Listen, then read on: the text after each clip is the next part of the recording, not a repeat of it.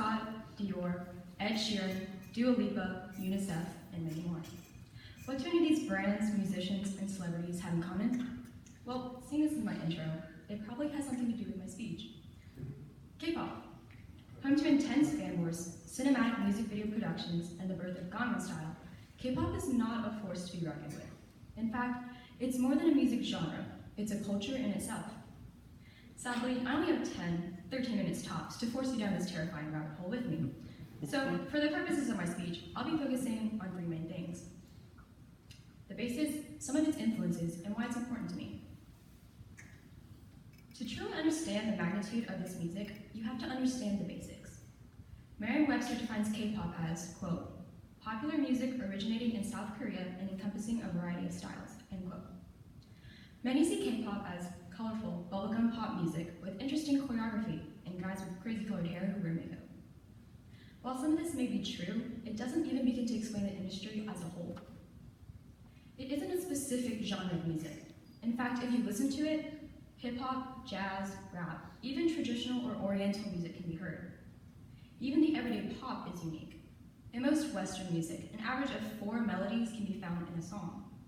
But because many groups have more than 4 members, K-pop usually averages around an astonishing 10 melodies per song. Now that you know a little bit about the basics, you need to know how the groups are formed. K-pop is literally a science. They perfected a formula that basically helps them produce a hit group. Who are they exactly?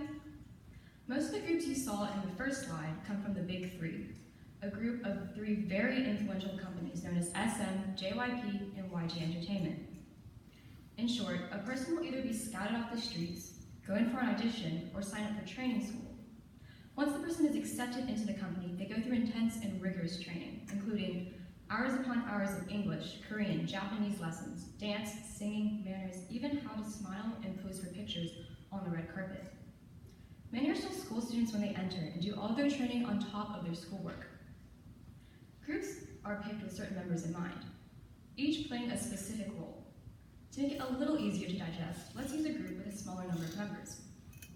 Because they have 6, they each may have more than one role or position, and these can include leader, who's usually the oldest and one who can speak English, main rapper, vocalist, dancer, visual, you get the point. Once they're chosen, they'll continue to train together until their big break, and most often live together throughout the duration of their time in the group. Then, and even today, if groups or solo artists are looking for their big break, they go on televised talent shows. Many Koreans watch these events, so they reach a wide audience. 1992, the group Seo Taiji and Boys debuted for the first time on NBC. Their performance and song boasted of flashy clothing, energetic dancing, and upbeat music, not the more traditional and reserved performance of many songs at the time. Surprisingly, their song got the lowest rating in recorded history. And yet, this new and unique style pushed limits and opened doors for many artists to break the boundaries of what music was. Their popularity shifted the music to a more teen-centered pop industry, and the introduction of the Hallyu Wave, or Korean Wave in English, took over the next century.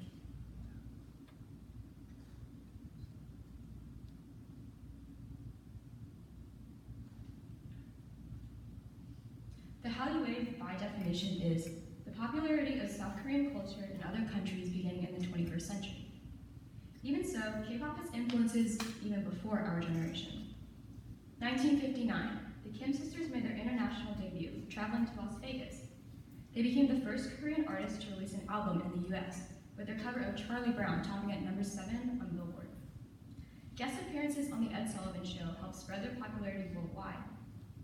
Present day, K-pop has influences in many aspects of life. From beauty and fashion to economics and politics, if you can name it, there's probably some link present.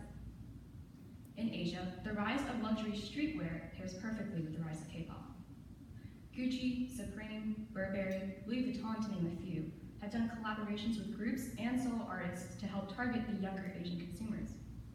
Groups will wear brands out in music videos, concerts, and sometimes even show up to their fashion shows to display their support. Another aspect I find important to understand is the men's fashion. In a world where there's a stigma surrounding what it means to be masculine, these men are breaking down barriers surrounding toxic masculinity. bright colorful colors, flowy tops, and more. They choose according to comfort, style, and personality.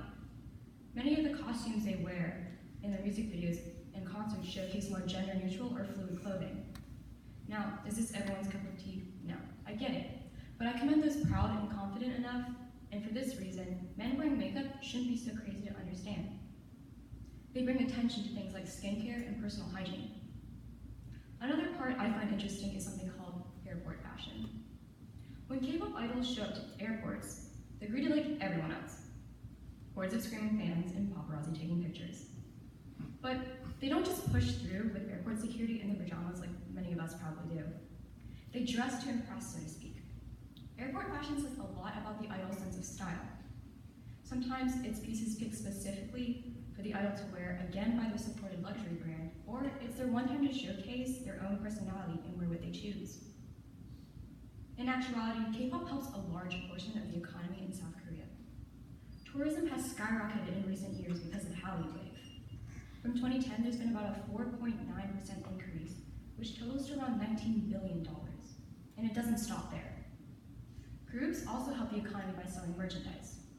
They sell albums not with only the CD, but extra items, photo cards, stickers, small trinkets, handwritten notes, and even an entire photo shoot with a concept can be put together for the album.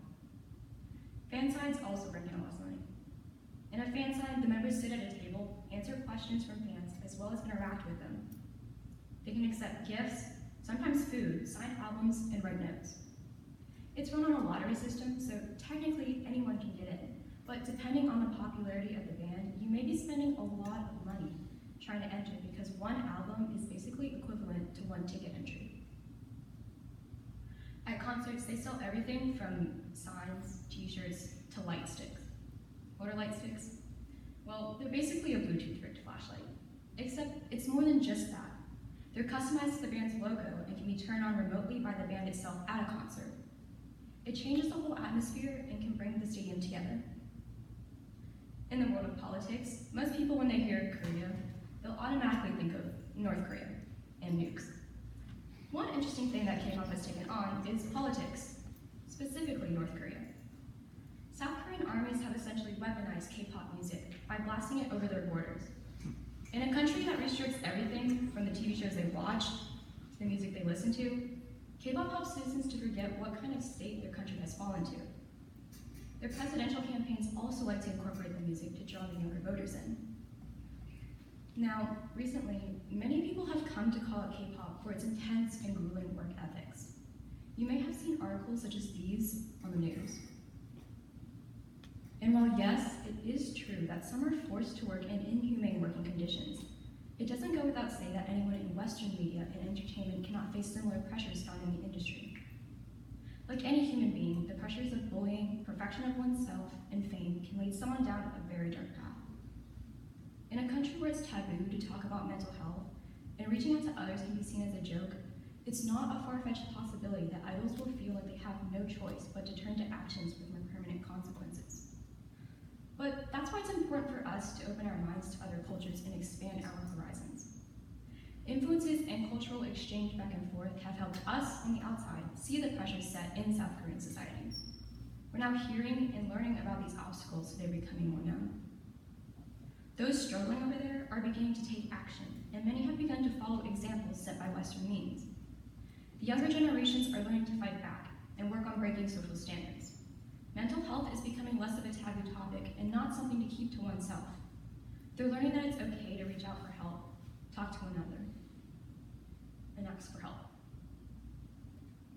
Okay, so let's get this one thing out of it. No, I'm not Korean. So the first question is probably something along the lines of, how can you understand what they're saying? Or why do you listen to music you don't understand? Well, I think it's pretty simple. One, I know everyone has heard of Google Translate. There's a reason why many of the music videos have closed captions. And if you search up a song and then put the words English translations at the end, you'll most likely come upon a few dozen translated websites. Two, music transcends language. It's one of the few universal languages out there. You're meant to listen to a song because you enjoy its rhythms, sounds, beats, not solely for the purpose of its lyrics, although that can often be a bonus. Three, Despacito. Here's the thing. Growing up, I never saw myself as any different. I went to school, learned the same things, spoke the same way. I was just a normal face in a sea of faces. But I was different. At school, I ate with a fork. At home, it was chopsticks. Outside, people mostly spoke English. At home, I used Chinese. I didn't even realize till middle school that it was uncommon to take off your shoes before you enter a house and have slippers waiting for you by the doors. Over time, these quirks grew into insecurities. I didn't like eating a lot of Chinese food or talking about it because I thought it would gross people out. I didn't like wearing traditional clothing on holidays, clearly, because I thought it was weird. As I grew older, I started to become embarrassed by the culture I was born into, and because of that, I pushed that side of me deep down. But then I found K-pop, and as incredibly cliche and cheesy as it sounds, it helped pull me out of my deep-rooted fear and embarrassment. BTS is quite famous right now. If you've heard anything about K-pop, it's probably related to them. The thing is, now I get why. Most companies control everything, from the music to the lyrics to the production of a song. Big Hit gives BTS creative freedom to write, produce, and produce their own music. Because of this, they touch on all subjects: mental health, politics, social status, and equality, something not commonly found in the industry. Over the past 3 years, they've dedicated their music to their fans, with their last 3 albums being called the Love Yourself era, even collaborating with UNICEF on a campaign with a similar name. Although many of us have heard these words countless times before: love yourself, be kind to yourself, yada yada yada. For some reason, this time around they stuck with me. I thought I grew to like K-pop because of its interesting music videos and fun sounds. But what I hadn't counted on realizing was that I had been struggling with self-identity. Through their constant words of encouragement and song lyrics about loving myself and loving the person I was for who I was, I came to the understanding that I wasn't just drawn in by the music. I was fascinated with its global impact. How such a small, minuscule country could have such an effect on the rest of the world. How people could be so open to understanding something different and really love it. So I guess what this whole speech is really about is me trying to force some words of wisdom down your throat. If you get the chance to travel or explore, take it. Learn something new. You may be surprised with the wonders that are out there. There's so much out there that you could never know about unless you experience it firsthand. And before I close, the video I'm playing at the end is a teaser for BTS's new album. It's a song written by one of their rappers. I was kind of impressed when I read the lyrics, and if you have a few minutes to spare, I think you'll find it interesting to watch. Whether that be for his lyrics on the pressures of fame, his experiences with anxiety, or just production of the video. To close, I want to leave you with a quote spoken by the leader of BTS. And he says, quote, "No matter who you are, where you're from, your skin color, your gender identity, speak yourself," end quote. So speak proud and love yourself. Thank you.